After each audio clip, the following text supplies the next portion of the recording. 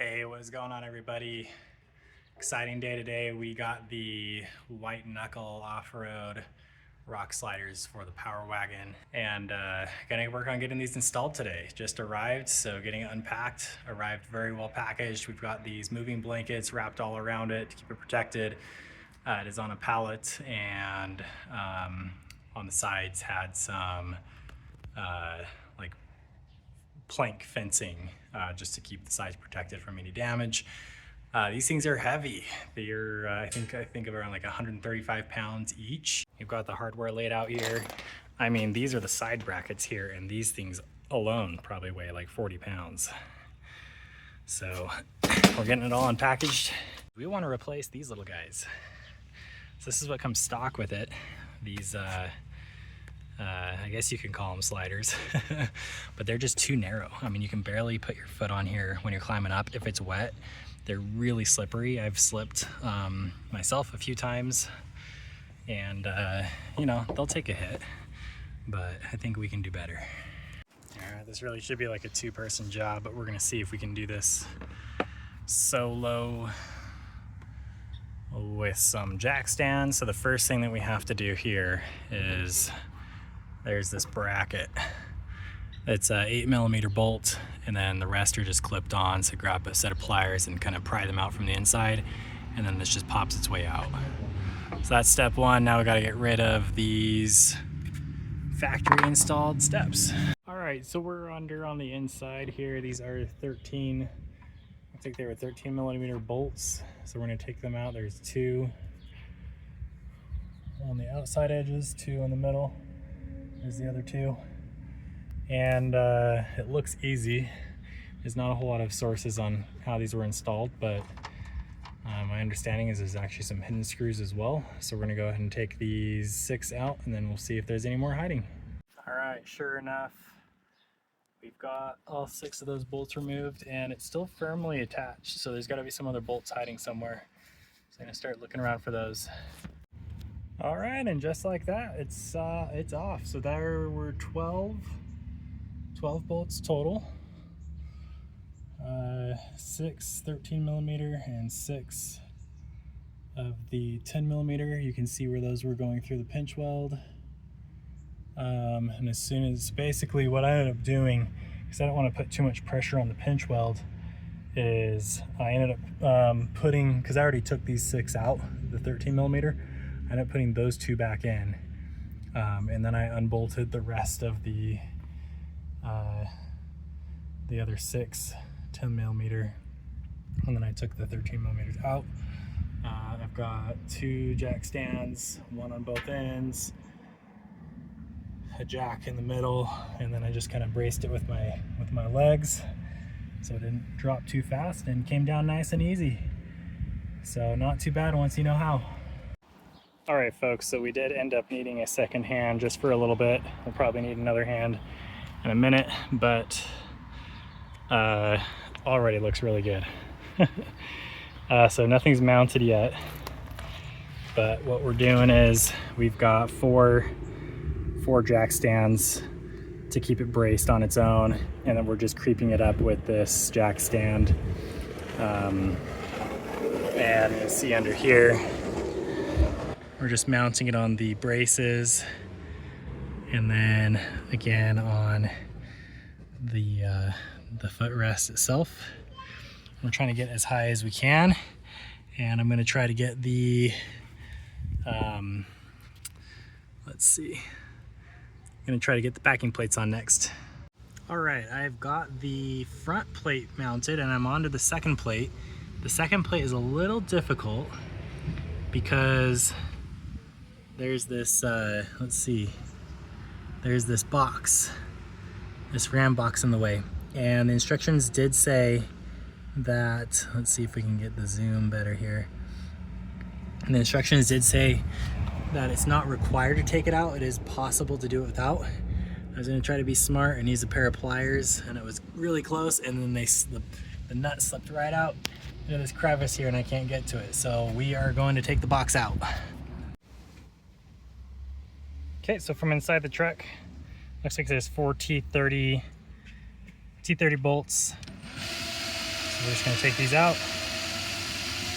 Hopefully it pops right out after that. Okay, that would be too easy. So once you get those 4 T30 bolts out, looks like there is, ooh, and there's carpet over it too. There's 2 more bolts, just like that. Okay, and it's out. Those were 13mm bolts. And there's the one I tried to stick in there with a plier. Fell right in there and could not access it.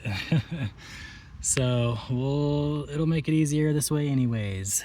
So this one's a nylon. This is the second bracket. Uses a nylon nut. There's no locking washer.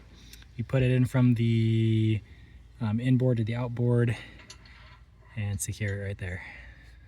Whoops, and dropped it again. Okay, now we're on to the third. The third actually comes with a shim that they say is optional. I'm gonna go ahead and try it with it. It's probably just for the bolt length, but might as well use it unless I can't fit the bolt on the other side. Let's actually go no shim. I mean, that looks plenty fine. And last one, number 4. Okay, so for this portion, I've got about a 3/4 inch gap from front to back. I'm just using these jack stands to make sure that is level. Okay, so now we're back to the front mounting plate. And one thing the instructions say to do is to use a flathead screwdriver and kind of wedge it in between the top of the backing plate and the bottom of the truck body. And so that's what I've done here. I think this is about as close as I can get with the camera. But the reason for that, I realize, is the top of the backing plate was actually resting flush with the bottom of the truck body, and I've heard reports where you can actually get a popping sound or just kind of like an odd sound whenever there's pressure on the slider and you're driving. So you want to kind of have that small amount of space or gap there. So we've got 2 wedged here just to make sure it stays nice and even while we're tightening these bolts. And now I'm just gonna make my way back and get everything tightened down. All right, folks, and it is secured. We've got it installed, and this is just the passenger side. Did use the jack stand and didn't slide around or slip around lifting the truck up from the slider. So I say this side is a success. I do need to reinstall a little cooler here, but it's looking good.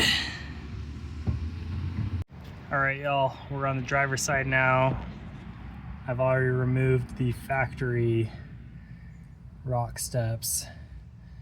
I've removed the cooler, and I'm honestly dreading this side because this side's a lot harder. You've got brake lines along the frame. You have to add spacers, and this fuel tank skid actually has to go. I believe you have to drop this off as well, because otherwise you can't really get the clearance to put the backing plates up here. So here we go. Okay, we just dropped the fuel tank skid. There are 5 bolts. They're all 13mm. Fortunately, everything so far here has been 13mm. Keeping it easy with the tools. But yeah, just got that one dropped. So gonna get this pushed off to the side and we'll keep going. Welcome back from the future. It's actually the next day. It was getting dark, and finishing up the driver's side of these sliders was enough work that dealing with the camera at the same time was not fun. So let me go ahead and just kind of recap what ended up happening with the driver's side. As you can see, it's now mounted. Just like I did on the passenger side, I did a lift test with the jack and nothing budged, so it seems like it's on there pretty secure. Now, what makes the driver's side more difficult is on the inside of the frame, you have wires and brake lines. I actually just noticed I forgot to zip tie that back on. I was gonna do it this morning. I might have some zip ties I could do that right after this, but I digress. So all along the frame, there is an obstacle. almost with every single one of these backing plates.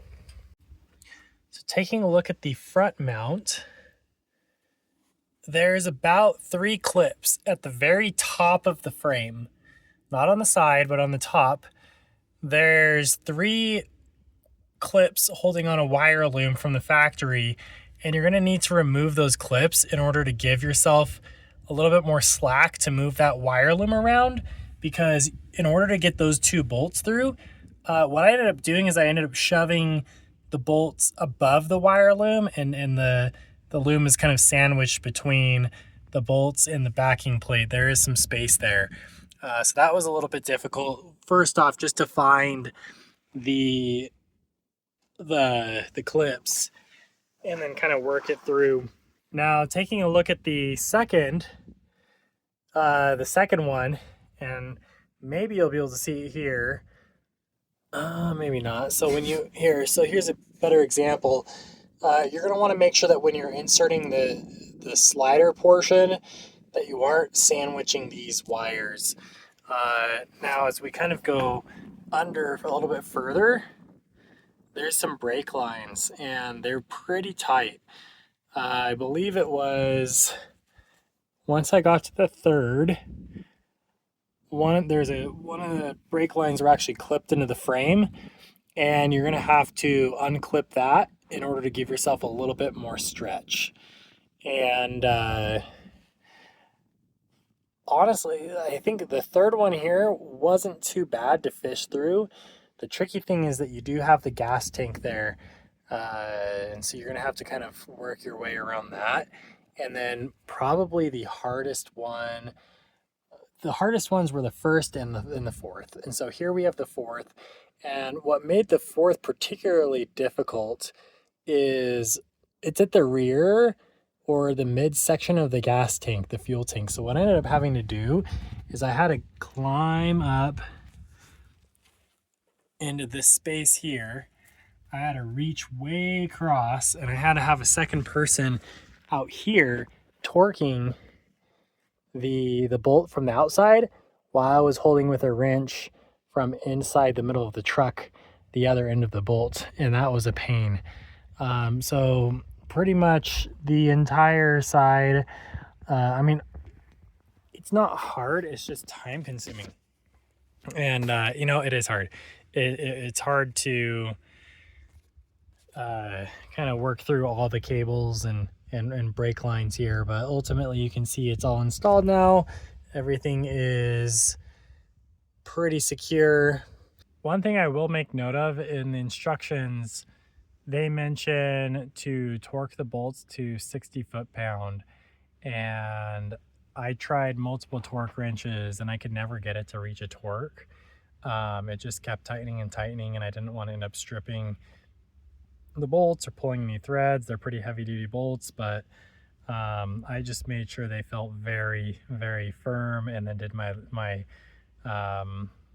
floor jack test in the end, and pretty much lifted the truck and made sure that the sliders didn't slip or make any noticeable movement, and that seemed fine. But I was unable to get the multiple torque wrenches to actually reach 60 foot-pound, and I know from torquing some other things, I was probably over 60 foot-pound. So not sure why that was. My theory is potentially the backing plates, and they're thick. That's thick steel, but potentially they're potentially like bending. I don't know. That's the best thing I could guess. But one way or another, it's on there. Not only are they heavy duty, if I ever do hit some rocks with these, but as a step, they're way better than what came from factory. I already had my kids try to climb in the truck, and they sit a couple inches lower than the factory steps, and they were able to climb in a lot easier. I'm able to climb in a lot easier, especially with having the tent and all this gear mounted up here. Having the kick out there really helps quite a bit. And just in general, I can finally kind of reach up and climb around the truck versus before. you had like 1/4 of an inch to work with, and it was always falling off and slipping off of the factory steps.